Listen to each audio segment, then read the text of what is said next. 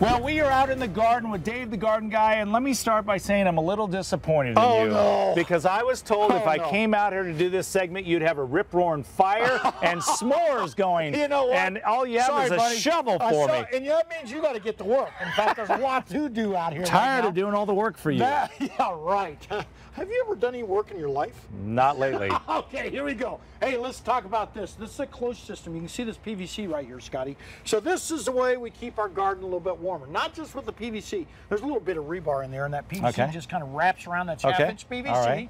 And what we do is we put on top of that what we call insulate. This is a semi-transparent type of fabric. Now this also works great for protecting from frost. Right, So you folks, don't put plastic, right? No, you don't. You don't put anything like this. Now, if you've got it where it's above the plant material, you can create a greenhouse with the 6mm type plastic. Okay. But you want something that's almost cloth-light or cardboard, maybe old sheets like the burlap, anything along those lines. If we get one of those frosty days coming up, and it is real easy to get one of those guys to sneak up on you, you want to make sure you're putting something like this on top of the garden. For in this case, in the garden area itself, you can go ahead and put the 6mm plastic where it's not coming in contact with the plant material, and it creates a great garden because it obviously keeps it warmer during the winter. But you don't need to do that right now in the 40s. You know what? I have been doing it a little bit on this particular garden. You can go back to that, Bobby. You can see how well this looks. But there's a lot growing in here, and one of the reasons it's growing so well is because of the fact that we went ahead and closed it. So it's real important to start thinking along those lines and making sure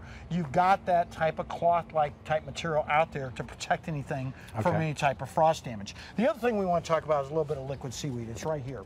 We've got about a minute left here, and this, it helps you protect the garden also by just spraying it on the plant material. So we use a little hose and sprayer, which is right behind that.